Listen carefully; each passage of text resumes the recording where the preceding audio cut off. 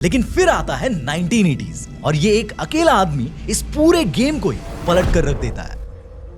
डंग Xiaoping 1980s में ये China के लीडर बन जाते हैं और पावर में आते ही ये चाइना के मार्केट को पहली बार दुनिया के लिए ओपन कर देते हैं और खासकर ये ऑटोमोटिव इंडस्ट्री को चाइना की पिलर इंडस्ट्री डिक्लेयर कर देते हैं। बट द क्वेश्चन इज कि क्यों ऑटोमोटिव इंडस्ट्री को ही क्यों पिलर इंडस्ट्री बनाया जाता है, किसी और इंडस्ट्री को क्यों नहीं? तो देखो, जब ऑटोमोटिव सेक्टर को लेकर नई पॉलिसीज बनाने की बात चल रही थी तब चाइना के पॉलिसी मेकर्स दो ग्रुप में डिवाइड हो गए थे। One was cautious group and second was ambitious group. अब इस कॉशियस ग्रुप का क्या कहना था कि ये जो कार इंडस्ट्री है उसको अभी के लिए थोड़ा होल्ड पर रख देना चाहिए, क्योंकि उनके अकॉर्डिंग देश में अभी भी उस लेवल का इंफ्रास्ट्रक्चर नहीं था कि वो उस इंडस्ट्री को as a pillar industry afford कर पाए। और इसके अलावा चाइना में पेट्रोल का सप्लाई भी बहुत ही लिमिटेड था और इवन अगर एकदम से बहुत सारी कार्स बनाई गई तो पोल्यूशन बढ़ेगा, ट्रैफिक बढ़ जाएगी और रिसोर्सेज का शॉर्टेज भी बढ़ जाएगा। इसलिए इस कॉशियस ग्रुप ने सजेस्ट किया कि एटलीस्ट अभी के लिए चाइना ने कार इंपोर्ट्स को ही कंटिन्यू रखना चाहिए और लार्ज स्केल प्रोडक्शन को अभी के लिए होल्ड पर रख देना चाहिए। अब दूसरी तरफ ये जो एम्बिशियस ग्रुप था उनका इस पर कंप्लीटली अपोजिट स्टैंड था। इस ग्रुप का ऐसा मानना था कि चाइना को अगर फ्यूचर में एक ग्लोबल सुपर पावर बनना है तो कार इंडस्ट्री पर हार्डकोर फोकस करना चाहिए।